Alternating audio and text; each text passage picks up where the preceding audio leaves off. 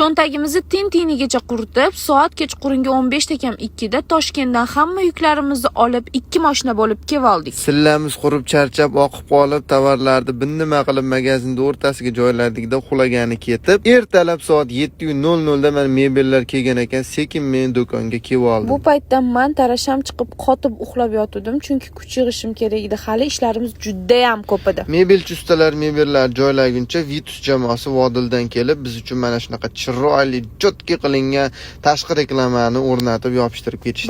Bay, orqadagi reklamaning chiroyli turishini qaranglar, faqat atrofni artish kerak xolos. Tozalash ishlarini Suhrob akamga qoldirib, mebelchilarga sabr tilagan holatda ayajonim bilan o'zim onamni olib Marg'ilonga borib, kamchiliklarimizni to'ldirib, qaytarib olib keldim. Kimga malades? O'zimga malades. Shuncha yukni olib kelganimni qaranglar. Bitta hammasini tushirib olgandan keyin sekin-astalik bilan hamma uyiga ravona bo'ldi. Albatta bolalar qoldi. Mebellarni bizga Vilans mebel korxonasi yasab berdi. Biz to'g'risi boshida mebel tanlashga qiynalamiz deb o'ylagandik. Yo'q, bular birinchi kunda o'zidayoq kelib, o'lchab ketishib, proyektlarni ham tashab berishib, bizga yoqqandan keyin mebel ishlarini boshlashdi. Va 3 kun ichida mebellarimizni tayyorlab kelib o'rnatib ketishdi. Agar sizlar ham sifatli mebel qildirmoqchi bo'lsalaring, pastdagi raqamlarga telefon qilinglar, ishoninglar, achinmaysizlar. Mebellarda to'liq bitgan variantini va magazinimizga qanaqa takoy o'rnaganini keyingi videoda ko'rasizlar.